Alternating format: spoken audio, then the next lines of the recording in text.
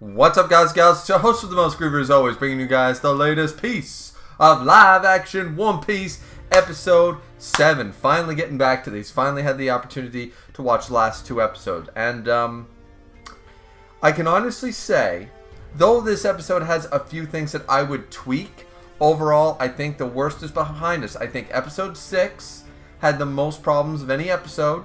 And now here in episode 7, we're a little bit more returned to form. That doesn't mean that story beats aren't different. And as I said before, that's not the reason that episode 6 has more problems than any of the other episodes. But I really like this episode.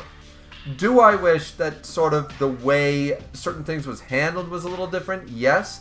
But overall, the backstory with Nami was fine. Everything there went the way that it should. The village, Arlong. I love Arlong and his post or pre-flashback, whatever you want to call it, when he fought Kizaru and stuff like that. Or I guess not really fought Kizaru, because Kizaru literally like said, "Hey, fishman, down on the ground." But and also one addition, like his drip was really nice. And I know some people have been complaining about maybe the fishmen and stuff like that. My only problem with the fishmen is that where the hell is Hachi? Not having Hachi here, there's a few things about this episode that, because obviously we're not going to have the big walk to Arlong Park, or we might. I'm not really sure what episode 8 is going to bring to this, because obviously the way that this episode right now ends, it still could, I suppose. I suppose we could, but I doubt it's going to have that same sort of impact, because Luffy obviously already knows who Arlong is. He's going to be like, "Where's Arlong?" Instead of the whole, "Which one of you is Arlong?" Boom! You know? So we're not going to get that, which I guess these are the minute details. Overall, the episode was really good. And that scene, though I would tweak it, but the scene, we all know what I'm talking about. The thing that got me invested in One Piece, the scene, I think it was handled really well. I think the acting was done really well. As I said, a few tweaks to the scene, as it's, in my opinion, one of the most important scenes. It's what sort of solidifies Arlong Park. It solidifies also Luffy as a character, because up until this point, I would argue, not just in the live action, but in the series as a whole, Luffy is a goofball. He's this goofball who clearly, is none too bright, right? And he doesn't understand social cues. He doesn't understand the way the world works. He's incredibly naive. These are the things that we learn and understand about Luffy from the onset. He's this goofball who has no concept, no, self-awareness whatsoever. Then this scene made you realize maybe we judged a book by its cover a little too quickly. Luffy completely changed my mind when this scene happened. So it's a great way to end the episode. I know that the East Blue episode or what have you did change it from day to night, from the manga and the first anime into night, and here in the live action they chose the nighttime setting and stuff. That's actually really good.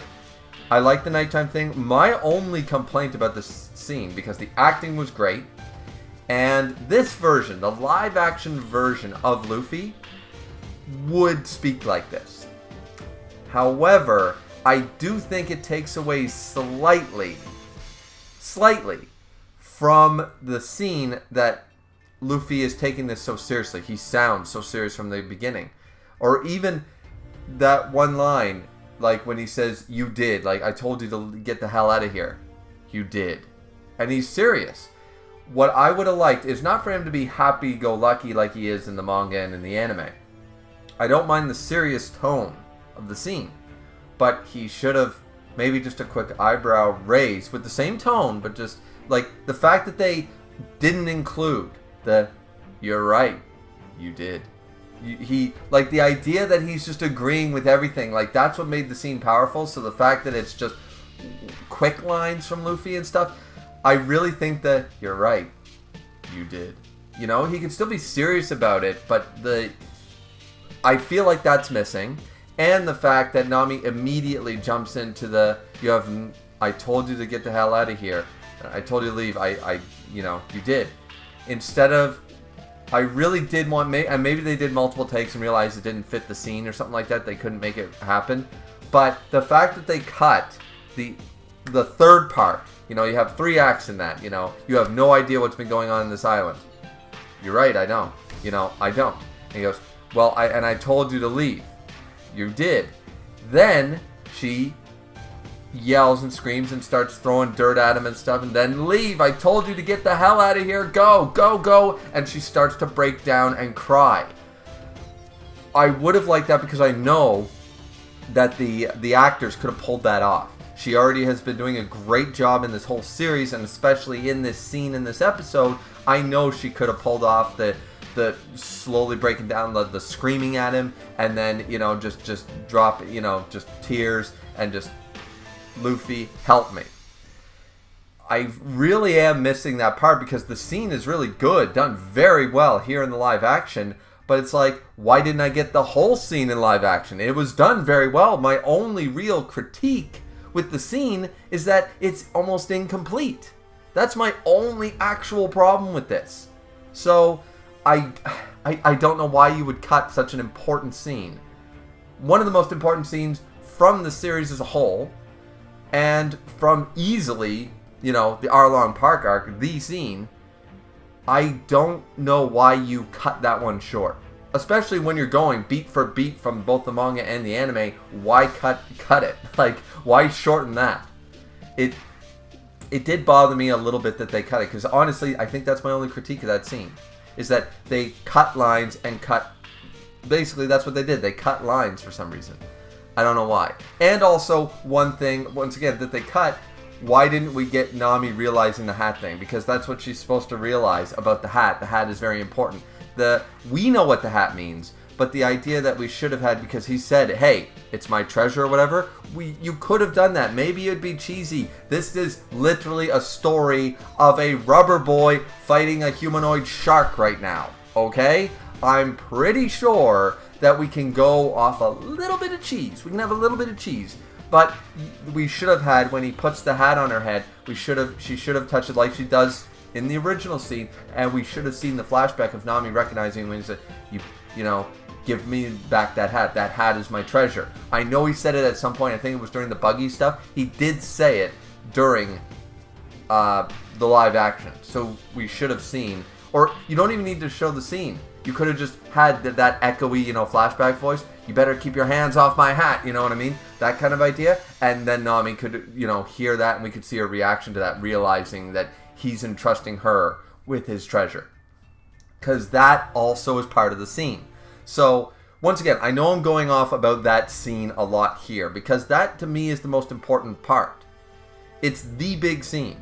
And as I said, to me personally, it's what made me go, when I was watching a lot of animes and reading mangas and stuff as a kid, this was the scene, because I thought One Piece was a little too goofy. Why isn't Zoro the main character? You know, I was a kid and stuff, and I was like, Luffy's too goofy for me. If I want to watch Bugs Bunny, I'll go watch Bugs Bunny, right? I don't want to follow this dork who's a goofball and not understanding anything, you know? This scene is what sold me to continue watching One Piece. This was the scene that got me invested into One Piece. So, for maybe I'm just, you know, poking, you know, where it doesn't need to be poked, but I still think the scene was handled extremely well. They just cut parts that didn't need to be cut.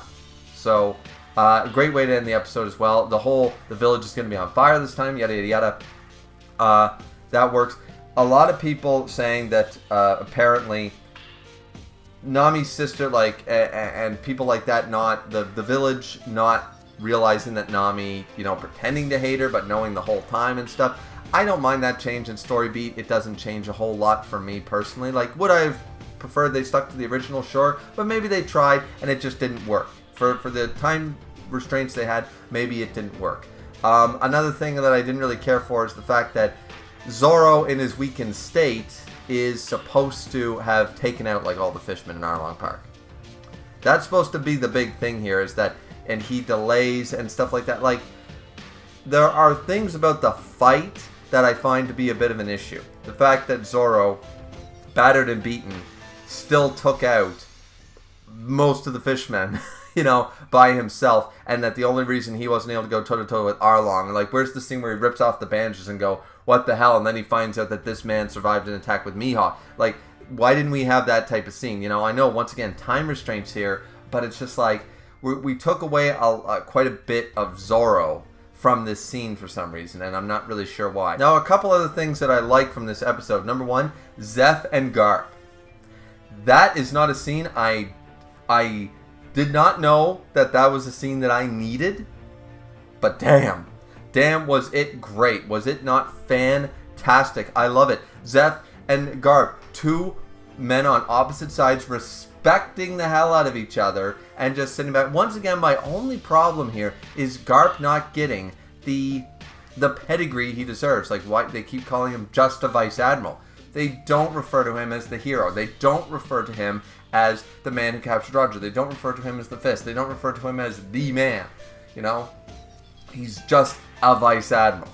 He's not the hero, and I don't think I like that. I still want the respect for Garp, and once again, Garp's worst time I think is behind him, because here we're just getting a nice sit down with Zeph, and the actors nail it. It's fantastic. One arguing for the new generation, one just arguing. He reminds me, it's their time to shine. It's their time. And I like that this, like, the idea that it's going to come back, that it's not just about the pirates, but it's like, we're both old we're old-time war veterans. There's a new war afoot, and it's time for us to retire. It's up to the new generation and stuff like that. Like, I love the way Zeph is calling Garp out and Garp's calling Zeph out and stuff like that. The dynamic between those two characters, they've never met in the manga, as far as I know. They've never met in the anime. But, my God, was that a fantastic scene. It was great. Like, just, I could have sat there and watched 40 minutes of just them fucking going back and forth with each other. You know what I mean? And the actors, once again, flawless. Mwah, chef's kiss. Not pun intended there, because they're on the Birache, but pulled it off and stuff like that. It was really good. It was really good. And also, the other addition that I like, some people don't like this, I'm sure, but I like it, is the fact that Arlong does double down a little bit on the racism. That's never brought up in the manga, as far as I know. If it was a throwaway line at best. But here, it's part of his rebellion. It's big part why he's gained so much notoriety and support from his fellow fishmen. And this all comes to a head in the Fishman Island arc, and we get a new perspective. Some people would argue that the idea that Arlong was clearly just an evil son of a bitch, like, with no redemption, no cause, no nothing. And then we go arcs and years and chapters and into the time skip to find out, well, actually, Arlong did all this because, he went about it the wrong way, but the hatred in his heart was festered because of humans. He wasn't born, just like, humans suck and I'm the be-all and end-all like he was portrayed, and now we sort of get a little bit of, I guess, maybe not sympathy, but empathy for what Arlong was trying to do, in his own wrong way of going about it, but still he did have probable cause. He did have a motive that I think we can all, agree with and stuff, right? So, but we don't see that until the Fishman Island arc. It's sort of shown here, without, of course, showing anything about Fisher Tiger and stuff like that, and it's not mentioned, but we do get, he constantly points out that we've been enslaved. We've been manual labor. We've been this, we've been that. We have multiple scenes of him talking about the fact that humans put us between the heel, but we are the superior race. He does have his own level, a little bit of elitism and racism in his body, but the idea here is that he's basically just like doubling down on that stuff. I thought it worked for the live action. It gave at least Arlong a bit of motivation, that just, other than just being evil for the sake of being evil, I guess. I mean, it worked. I thought it was fine. I'm sure some people didn't like this episode for a lot of reasons, but the Zeph Garp stuff was amazing. That scene that I already went on 10 minutes for, as I said, I have my little critiques and nitpicks. That's the word I was looking for, nitpicks about it. But overall, really, really good. Clearly, it looks like we're not going to get the scene where Zoro beats up half the crew while half dead. So I don't know if I like that or not, but we'll have to wait and see for the final episode. Once again, I'm sure it'll be handled fine, but there's key things missing. Like, there's no Hachi, you know, and that sort of bothers me because he's like the second in command of the Arlong crew. Well, I guess, there's Chu and what's his name, but without Hachi, you know, 8 sword style or 6 sword style kind of idea, it's like, you know, that was sort of the fun for Zoro and stuff. I guess we're not going to get that. With only one episode left, I feel like there's a lot to cover, so I think we're going to be skipping some of the fight, or we're going to be bringing it to a more, I don't know, simple conclusion. I'm not 100% sure how episode 8 is going to finally go. I'm going to watch it right after this review. I just finished episode 7, but I found the time to finally do this, and overall, and yeah, the other thing is, once again, Zoro being the one to go talk to Luffy. Zoro being established much more than in the manga has ever done, that Zoro is the first mate. And he goes up there and talks to Luffy on the Nojiko's roof and stuff like that. When they hear the story of Nami and Bellamy and all its... Bellamy, no, not Bellamy. Bellamy's the spin guy. Oh my god, what is her name? Bellamere. Sorry. Bellamy, Bellamere. Little confusing. Once they learn all that and Zoro going up there, she told you to leave... to leave Luffy and stuff. So Zoro being much more of the one to talk to Luffy when Luffy's not forthcoming and stuff. He's acting more the vice captain, more the second in command, that kind of idea. And they discuss things as more of a partnership than was shown in the manga and stuff like that. So some changes you can take or leave. Some I like, and some I'm like, maybe not so great. I do love the actor more than now that we're seeing more of him. The actor choice for Sanji. Sanji is being done incredibly well. I really like his choices. I like seeing the crew together.